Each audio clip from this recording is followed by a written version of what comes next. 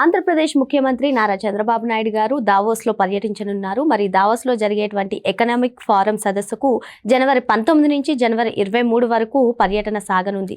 మరి ఇప్పటికే కూటమి ప్రభుత్వం అధికారంలోకి వచ్చిన తర్వాత ఆంధ్రప్రదేశ్లో ఎన్నో పరిశ్రమలు పెట్టుబడులు రావడం చూసాం. మరి ఈ దావోస్ పర్యటన వల్ల ఆంధ్రప్రదేశ్ రూపురేఖలు మారనున్నాయా? తెలుసుకునే ప్రయత్నం చేద్దాం. దీన్ని విశ్లేషించడానికి మనతో పాటుగా ఉన్నారు ప్రముఖ ఆర్థిక, రాజకీయ, సామాజిక విశ్లేషకులు అప్పసాని రాజేష్ గారు. ఇప్పటికే ఆంధ్రప్రదేశ్లో చూసుకున్నట్లయితే లక్షల కోట్ల పెట్టుబడులు వచ్చాయి సార్. మరి ఇప్పుడు దావోస్ పర్యటన మళ్ళీ జనవరి 19 నుంచి జనవరి 23 వరకు ముఖ్యమంత్రి చంద్రబాబు నాయుడు గారి బృందం దావోస్లో పర్యటించడం, తద్వారా ఇంకెన్ని పరిశ్రమలు, ఇంకెన్ని పెట్టుబడులు ఆంధ్రప్రదేశ్కి వచ్చే అవకాశం ఉందంటారు? తద్వారా ఆంధ్రప్రదేశ్ రూపురేఖలు మారనున్నాయా? ఏం చెప్తారు సార్? మీరు ఈ సంవత్సరం జనవరి 19 చంద్రబాబు నాయుడు గారు దావోస్ పర్యటించబోతున్న నేపథ్యంలో గత సంవత్సరం జరిగిన దావోస్ పర్యటన ఒకసారి గుర్తు చేసుకున్నాం.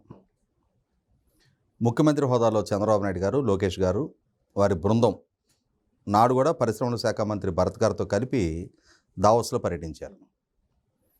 అదే క్రమంలో తెలంగాణ ప్రాంతం నుంచి కూడా ముఖ్యమంత్రి రేవంత్ రెడ్డి గారు, దుద్దిళ్ల శ్రీధర్ బాబు గారు వంటి వారు కూడా దావోస్లో పర్యటించారు. అక్కడ దావోస్లో ఇరు తెలుగు రాష్ట్రాల మంత్రులు, ముఖ్యమంత్రులు కూడా ఆత్మీయంగా ఒకరినొకరు పలకరించుకొని ఎవరి రాష్ట్ర ప్రయోజనాల గురించి వాళ్ళు అక్కడ వాళ్ళ రాష్ట్రాల తరపున వాళ్ళు లాబింగ్ చేసుకున్నారు. ఈ క్రమంలో దావోస్ పర్యటన ముగిసింది. చంద్రబాబు నాయుడు గారు, లోకేష్ గారు, భరత్ గారు అక్కడ పూర్తి స్థాయి బిజీగా గడిపారు. ఎవరెవరితోటి ఇంటరాక్ట్ అయ్యారు, ఎవరెవరితోటి ఏ అంశాల గురించి చర్చించారు, ఎవరెవరి నుంచి పెట్టుబడి ప్రతిపాదనలు వచ్చాయి, వీళ్ళు ఎవరిని అభ్యర్థించారు, దీనికి సంబంధించిన సమాచారాన్ని ఏమి ఇవ్వాల. తెలంగాణ ప్రభుత్వం 1,60,000 కోట్ల రూపాయల పెట్టుబడులు రేవంత్ రెడ్డి గారు తెలంగాణ కోసం సాధించగలిగారు అని చెప్పని దావోస్ పర్యటన నుంచి వచ్చిన తర్వాత వారు భారీ ప్రకటనలు ఇచ్చుకున్నారు. రేవంత్ రెడ్డి గారికి దావోస్ నుంచి స్వాగత సత్కారాలు తెలుపుతూ రాష్ట్ర హితం కోరి ఇన్ని పెట్టుబడులు సాధించగలిగారు అని చెప్పని ఆయన్ని కొనియాడారు. సహజంగానే మరి మనకు ఒక సామెత ఉంది కదా, మొగుడు కొట్టినందుకు కాదు తోడుకాడలు చూసి నవ్వినందుకు అని చెప్పని. ఆంధ్రాకి రాకపోయినా పర్వాలే, కానీ తెలంగాణకు వచ్చినాయి, వాళ్ళు తీసుకొచ్చారు, వాళ్ళు ప్రచారం చేసుకుంటున్నారు అనగానే ఆంధ్రప్రదేశ్ రాష్ట్రంలో ఉన్న రాజకీయ పక్షాలు శివాలెత్తిపోయినాయి. చంద్రబాబు, లోకేషు కోట్ల రూపాయలు ఖర్చు పెట్టి అక్కడ దాకా పర్యటనకు వెళ్ళారు. ఒక్క పరిశ్రమను తేలేకపోయారు, ₹1 పెట్టుబడి గురించి ప్రకటన లేదు, ఒక MOU లేదు అని చెప్పని ఇంకా హేళన చేయడం మొదలుపెట్టారు. అయితే ఇక్కడ గమనించుకోవాల్సింది ఏంటంటే, భారతదేశం నుంచి దావోస్ పర్యటనకి వెళ్ళిన మొట్టమొదటి ముఖ్యమంత్రి చంద్రబాబు నాయుడు గారు. అంతకుముందు స్విట్జర్లాండ్లో దావోస్ అనే ఒక ప్రదేశం ఉంటుంది. అక్కడ వరల్డ్ ఎకనామిక్ ఫోరం జరుగుతుంది. ప్రపంచవ్యాప్తంగా ఉన్న పారిశ్రామికతలు, పెట్టుబడిదారులందరూ అక్కడ ప్రతి సంవత్సరం సమావేశం అవుతారు. వివిధ ప్రభుత్వాలు, దేశాలు, ప్రభుత్వాధినేతలు, ఆ ప్రభుత్వాల ప్రతినిధులు అక్కడ ఆయా రాష్ట్రాలు, ఆయా దేశాల తరపున వాళ్ళ ప్రభుత్వాల గురించి, ప్రాంతాల గురించి వివరించి చెప్పి పెట్టుబడిని ఆకర్షించే ప్రయత్నం చేస్తారనేది కూడా ఎవరికి తెలియదు. భారతదేశంలో ఉన్న రాజకీయ నాయకుల్లో దావోస్ పర్యటనకు వెళ్ళిన మొట్టమొదటి నాయకుడు చంద్రబాబు నాయుడు గారు, ఉమ్మడి రాష్ట్ర ముఖ్యమంత్రిగా ఉన్న రోజున.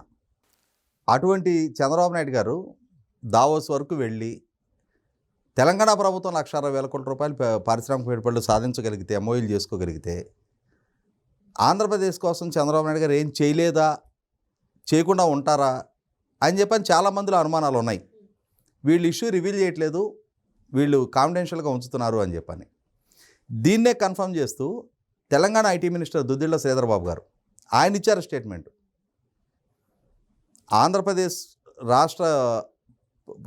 ఆంధ్రప్రదేశ్ ప్రభుత్వం తరఫున చంద్రబాబు నాయుడు గారు, లోకేష్ గారు అక్కడ చాలామందితో ఇంటరాక్ట్ అయ్యారు. ఆ ఏజ్లో మాకు అంటే చంద్రబాబు నాయుడు గారితో కంపేర్ చేసినప్పుడు వాళ్ళు కనీసం 20 సంవత్సరాలు చిన్నాళ్ళు. మేము అక్కడ చలిలో థర్మల్స్ వేసుకొని, పెద్ద జాకెట్లు వేసుకొని అక్కడ మేము సర్వైవ్ అవుతుంటే, చంద్రబాబు నాయుడు గారు 75 సంవత్సరాల వయసులో ఆయన ఎటువంటి థర్మల్ ప్రొటెక్షన్ కూడా లేకుండా ఆ చలిలో ఆయన తిరిగేస్తూ ఉన్నారు. ఆయన శక్తి, ఆయన ఎనర్జీ లెవెల్ చూస్తే మాకు ఆశ్చర్యం వేసింది. వాళ్ళు అక్కడ చాలా సంస్థలతోటి కమిట్మెంట్లు తీసుకున్నారు. కానీ వాళ్ళు ఎందుకో దాన్ని కాన్ఫిడెన్షియల్గా ఉంచుతున్నారు. నేను లోకేష్ని అడిగాను, మీరు ఎందుకు ప్రకటించడం లేదు అని చెప్పని. మా ప్రకటనలన్నీ మా రాష్ట్రంలోనే ఉంటాయన్నా, ఇక్కడ మేము ప్రకటించము అని చెప్పని అన్నారు తను. రేపటి రోజున వాళ్ళు చేసుకున్న ఒప్పందాలన్నీ కనుక రివీల్ అయితే మీరు మమ్మల్ని చిన్నచూపు చూస్తారు అని చెప్పని తెలంగాణ ప్రాంత విలేకరులు అన్నారు ఆయన. అంటే ఈ 1,60,000 కోట్లేనా వాళ్ళు ఇన్ని తెచ్చుకుంటే అని చెప్పని అభిప్రాయం మీకు కలుగుద్ది అని చెప్పని ఆయన చెప్పారు. అటువంటిది చంద్రబాబు నాయుడు గారు ఇవాళ రీసెంట్గా సిఏఏ కన్వెన్షన్ జరిగింది. సిఏఏ కన్వెన్షన్కి ముందుగానే ఎస్ఐబిపి ద్వారా సుమారుగా 8 లక్షల కోట్ల రూపాయల పెట్టుబడులకు సంబంధించి ఓవరాల్గా అప్పటికే 10 లక్షల కోట్ల వరకు ఎంఓయూలు జరుగున్నాయి. వాటిలో ఎస్ఐబిపి నుంచి 8 లక్షల కోట్ల వరకు క్లియర్ చేశారు. సుమారుగా 7 లక్షల కోట్ల పైగా క్యాబినెట్ నుంచి కూడా క్లియరెన్స్ ఇవ్వడం జరిగింది. తర్వాత మళ్ళీ మొన్న జరిగిన పెట్టుబడిదారుల సదస్సులో విశాఖపట్నంలో ఇంకొక 13,25,000 కోట్ల రూపాయల ఒప్పందాలు ఖరారైనాయి. ఎన్నికలకు ముందు తాము వాగ్దానం చేసిన 20 లక్షల ఉద్యోగ కల్పన జరగాలి అని అంటే నేను పదే చెప్తుంటా, 20 లక్షల ఉద్యోగాలు ఇవ్వాలి అని అంటే కనీసం 30 లక్షల కోట్ల పెట్టుబడులు రప్పించాలి. 30 లక్షల కోట్లు కనుక రాష్ట్రంలోకి పెట్టుబడి రూపంలో వస్తే ఎంతటి ఎకనామిక్ యాక్టివిటీ చోటు చేసుకుంటుంది. 20 లక్షల మందికి ప్రత్యక్షంగా ఉపాధి దక్కితే పరోక్షంగా ఇంకొక 40-50 లక్షల మందికి ఉపాధి కల్పన జరగడానికి ఆస్కారం ఉంటుంది. మరి ఇప్పుడున్న ఉపాధి అవకాశాలకు అదనంగా ప్రత్యక్షంగా కానీ పరోక్షంగా కానీ ఇంకొక 60-70 లక్షల మందికి ఉపాధి కల్పన కనుక జరిగితే రాష్ట్రంలో కొత్తగా మార్కెట్ పొటెన్షియాలిటీ ఎంత పెరుగుద్ది, మార్కెట్ అవకాశాలు ఎన్ని పెరుగుతాయి, తద్వారా వెల్త్ జనరేషన్ ఎంత జరుగుద్ది, గవర్నమెంట్కి ట్యాక్స్ రెవెన్యూస్ ఎంత పెరుగుతాయి. మరి ఒక ఆరోగ్యకర పరిణామ క్రమంలో జగన్మోహన్ రెడ్డి సృష్టించిన ఆర్థిక విధ్వంసం నుంచి రాష్ట్రాన్ని బయటపడేయడానికి ఇంతకన్నా షార్ట్ కట్ ఏముంటుంది.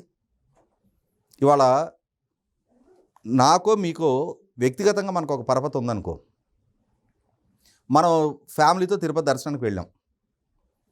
అక్కడ చాలా పెద్ద క్యూలు ఉన్నాయి. కానీ నాకు కొంచెం పరపతి ఉంది. నాకున్న పరపతి నా కుటుంబాన్ని ఆ క్యూలో కాకుండా ఓ విఐపి బ్రేక్ దర్శనం లాంటిది ఛానలైజ్ చేసుకోవడానికి ఉపయోగపడుద్ది. అదే ఒక ఊరు స్థాయిలో నేను నాయకుడిని అనుకో, నాకున్న పరపతి ఆ ఊరిని బాగు చేయడానికి ఉపయోగపడుద్ది. నేను ఒక నియోజకవర్గ స్థాయి ఎమ్మెల్యేను, అక్కడ ఇన్ఛార్జిని అనుకో, నాకున్న పరపతి ఆ నియోజకవర్గాన్ని అభివృద్ధి చేయడానికి, అక్కడ ప్రజల అవసరాలు తీర్చడానికి ఉపయోగపడుద్ది. నేను ఒక జిల్లా స్థాయి నాయకుడిని, ఆ జిల్లా అభివృద్ధికి ఉపయోగపడగలుగుతా. కానీ చంద్రబాబు నాయుడు గారు రాష్ట్ర ముఖ్యమంత్రి, ఆయనకి పరపతి ఉంది, పరిజ్ఞానం ఉంది, దేన్ని ఎలా సాధించాలనే పరిణతి ఉంది. అన్నిటికన్నా ముఖ్యంగా ప్రపంచవ్యాప్తంగా కార్పొరేట్ సర్కిల్స్లో ఆయనకు ఒక గుర్తింపు, గౌరవం ఉన్నాయి. ఇండియాలో ఆంధ్రప్రదేశ్ అనే ఒక రాష్ట్రం ఉంది. ఆ రాష్ట్రానికి he is none other than CEO of state అంటారు. ఎలక్టెడ్ చీఫ్ మినిస్టర్ అని కూడా అనుకోరు. అటువంటి చంద్రబాబు నాయుడు ఆయన మరొకసారి దావోస్ పర్యటనకు వెళ్తున్న నేపథ్యంలో ఎన్నికలకు ముందు చేసిన 20 లక్షల ఉద్యోగ కల్పన, కానీ మొన్న ఆయన ఏమన్నారు, మేము అప్పుడు 20 లక్షలని చేశాం, కానీ ఇంకొక 5 సంవత్సరాల్లో 50 లక్షలు మేము టార్గెట్ పెట్టుకొని పనిచేస్తున్నాము అంటున్నారు. అంటే ఇప్పటికి గ్రాడ్యుయేట్ అయిన వాళ్ళు కానీ భవిష్యత్తులో గ్రాడ్యుయేట్ కాబోయే ఏ యువత, అది ఐటీయా, డిప్లొమానా, లేకపోతే ఇంజనీరింగా, బీకామా, బీఎస్సీయా, నీకంటూ ఏదో ఒక స్కిల్ నువ్వు అలవర్చుకోగలిగితే చదువుకొని బయటకు వచ్చే ప్రతి యువకుడు కానీ యువత కానీ ఖచ్చితంగా వాళ్ళ శక్తి సామర్థ్యాల మేరకు వాళ్ళ నైపుణ్యానికి తగిన ఉద్యోగం రాష్ట్రంలో దక్కడానికి కావాల్సిన పెట్టుబడులు రప్పించే ప్రయత్నంలో ఉన్నారు. రాష్ట్రంలో నిరుద్యోగత అనేది శాశ్వతంగా రూపమాపగలిగితే దానికి కావాల్సిన ఎంప్లాయ్మెంట్ పొటెన్షియాలిటీకి, అంటే ఎంప్లాయ్మెంట్ జనరేషన్కి కావాల్సినంత పొటెన్షియల్ ఇన్వెస్ట్మెంట్స్ కనుక రప్పించగలిగితే రాష్ట్రం సుభిక్షంగా ఉంటుంది. ఆల్రెడీ ఇప్పటికీ ఒక ప్లాట్ఫామ్ సెట్ అయ్యి ఉంది. ఆర్సిలర్మిట్టర్ 1,60,000 కోట్ల రూపాయల పెట్టుబడులు మా రాష్ట్రంలో గ్రౌండింగ్ అయ్యాయి. గ్రీన్ హైడ్రోజన్ 1,85,000 కోట్ల రూపాయల పెట్టుబడి మా రాష్ట్రంలో గ్రౌండింగ్ అయింది. BPCL 95,000 కోట్ల రూపాయల రిఫైనరీ మా రాష్ట్రంలో గ్రౌండింగ్ అయింది. $15 billion Google largest artificial intelligence and data centre out side America మా రాష్ట్రంలో గ్రౌండింగ్ అవుతుంది. బ్రూక్ఫీల్డ్ మాతో ఒప్పందం చేసుకుంది, రిలయన్స్ మాతో ఒప్పందం చేసుకుంది, అదానీ మా దగ్గర ఇన్వెస్ట్ చేస్తుంది, మా దగ్గర ఇంత కోస్ట్ లైన్ ఉంది, ఇన్ని పోర్ట్లు ఉన్నాయి, ఇన్ని ఎయిర్పోర్ట్లు ఉన్నాయి, హైవేలు ఉన్నాయి, రైల్ కనెక్టివిటీ ఉంది, పోర్ట్ కనెక్టివిటీ ఉంది, మాకు కావాల్సినంతటి పవర్ అవైలబిలిటీ ఉంది, కావాల్సినంతటి ల్యాండ్ అవైలబిలిటీ ఉంది, వాటర్ అవైలబిలిటీ ఉన్నాయి. వీటన్నిటికన్నా ముఖ్యంగా మా దగ్గర లక్షలాదిగా మిలియన్ల కొద్దీ చదువుకున్న యువత ఉన్నారు. ఇంతకన్నా ఏం కావాలి పారిశ్రామికవేత్తకి? వీటన్నిటికి తోడు మా దగ్గర ఉన్న పాలసీస్ చూడండి, మా గవర్నెన్స్ చూడండి, మేము ఎంత వేగంగా మీకు అనుమతులు ఇస్తామో అని చెప్పని రాష్ట్రాన్ని ఒక పాలకుడు ప్రమోట్ చేస్తూ ఉన్నప్పుడు తనకున్న ట్రాక్ రికార్డే పెట్టుబడిగా రాష్ట్రానికి ఒక గుడ్ విల్ ఆపాదించే ప్రయత్నం జరుగుతూ ఉన్నప్పుడు ఆల్రెడీ ఆయనకున్న అనుభవం, ఆయనకున్న పరిజ్ఞానం, ఆయనకున్న పరిచయాలు రాష్ట్రానికి మరిన్ని పెట్టుబడులని ఛానలైజ్ చేయగలుగుతాయి. ఇవాళ సిఐఏ కన్వెన్షన్ ముగిసిన వెంటనే లోకేష్ అమెరికా, కెనడా పర్యటనలో ఉన్నాడు. మళ్ళీ అక్కడి నుంచి రాగానే వచ్చే నెలలో చంద్రబాబు నాయుడు గారు, లోకేష్, భరత్ కలిసి మరి దావోస్ పర్యటనకు వెళ్తూ ఉన్నారు. అంతకుముందు సింగపూర్లో పర్యటించారు, యూకేలో పర్యటించారు, అలాగే దక్షిణ కొరియాలో పర్యటించారు, గల్ఫ్లో పర్యటించారు. ఇంకా దావోసు స్విట్జర్లాండ్లో కొండపల్లి శ్రీనివాస్ గారు వెళ్ళి ఆయన పర్యటించి వచ్చారు. కాబట్టి ఇవాళ వివిధ దేశాల్లో పర్యటిస్తున్నారు. దేశంలో ఢిల్లీ, ముంబై లాంటి ప్రాంతాల్లో కట్ అండ్ రైజర్ ప్రోగ్రాములు పెట్టి అక్కడ కార్పొరేట్ ప్రపంచంలో అక్కడున్న పెద్దలందరితో ఇంటరాక్ట్ అవుతూ ఉన్నారు. కాబట్టి 100 పాళ్ళు చంద్రబాబు నాయుడు గారు దావోస్ పర్యటన రాష్ట్రానికి ఒక గేమ్ చేంజర్ కాబోతుంది అనేది వాస్తవం. ఎందుకంటే 2014 నాటి పరిస్థితులు వేరు. కొత్తగా విభజన జరిగిన రాష్ట్రం, లోటు బడ్జెట్, రాజధాని కూడా లేని స్థితిలో ఏర్పాటైన రాష్ట్రం. అలాగే 2019-24 మధ్యకాలంలో కూడా జగన్మోహన్ రెడ్డి హయాంలో సృష్టించిన విధ్వంసం చూసాం. అతని ఆ విధ్వంసం సందర్భంలో అతను కూడా ఒకసారి దావోస్ పర్యటనకు వెళ్ళొచ్చాడు. ఆ దావోస్లో అక్కడ విలేకరులు అడిగిన ప్రశ్నలకి జగన్మోహన్ రెడ్డి ఆ ప్రశ్నలకి ఏం సమాధానం చెప్పాలో కూడా తెలియని ఒక నిస్సహాయ స్థితిలో లెంతీ క్వశ్చన్ అని చెప్పని స్కిప్ చేసిన పరిస్థితులు చూసాం. అలాగే నాటి IT and industry minister Gudivada Amarnath, అతను కూడా ఒకసారి దావోస్ పర్యటనకు వెళ్ళొచ్చిన తర్వాత మరుసటి సంవత్సరం మళ్ళీ దావోస్ సమ్మిట్ జరుగుతున్న సందర్భంలో మరి ఆంధ్రప్రదేశ్ నుంచి ప్రతినిధి బృందం వెళ్ళటం లేదేంటి అని చెప్పని విలేకరులు ప్రశ్నిస్తే అక్కడ -డిగ్రీల్లో టెంపరేచర్ ఉంటుంది, గడ్డగట్టిపోయే వాతావరణం, అక్కడ కనీసం స్నానం కూడా చేయలేము మనం, కాబట్టి మేము అక్కడికి పర్యటించడం లేదు అని చెప్పని. అంటే మేము యువ ముఖ్యమంత్రిని అని చెప్పని డబ్బా కొట్టుకునే జగన్మోహన్ రెడ్డి గారు, నేను యువ ఐటీ మంత్రిని అని చెప్పుకునే గుడివాడ అమర్నాథ్ ఈ విధమైన వాళ్ళ అసమర్థతని, వాళ్ళ నిస్సహాయతని కనీసం రాష్ట్రం గురించి, రాష్ట్ర యువత గురించి, రాష్ట్ర యువతకు చేసిన వాగ్దానాల గురించి కనీసం మాత్రం పరిగణలోకి తీసుకోకుండా రాష్ట్రంలోకి పెట్టుబడులు రప్పించడంలో కనీసం మాత్రం చొరవ చూపని పాలకుల్ని చూసాం. ఇవాళ నిన్నగాక మొన్న 13,25,000 కోట్ల రూపాయల ఒప్పందాలు చేసుకొని వాటిని వీలైనంత వరకు రాబోయే 3 నెలల్లో వాటిని గ్రౌండింగ్ చేయించాలి అని చెప్పని ప్రభుత్వ పరంగా అంటే ప్రతి 1000 కోట్లు దాటిన పరిశ్రమకి ఒక నోడల్ ఆఫీసర్ని వాళ్ళకి అటాచ్ చేసి వాళ్ళకి సంబంధించిన అనుమతులు, వాళ్ళకి సంబంధించిన కేటాయింపులు ప్రభుత్వ పరంగా వేగంగా ప్రభుత్వపరమైన వెసులుబాటు కల్పిస్తూ మళ్ళీ ఇంతలోకే ఒక పక్క అమెరికా, కెనడాలు, ఇంకో పక్క దావోస్ పర్యటన చేస్తున్న తీరు చూస్తే ఏ నమ్మకంతో అయితే రాష్ట్ర యువత, రాష్ట్ర ప్రజలు 170 స్థానాలు ఉన్న సభలో 164 స్థానాలతో ఎన్డీఏ కూటమికి అధికారం కట్టబెట్టారు.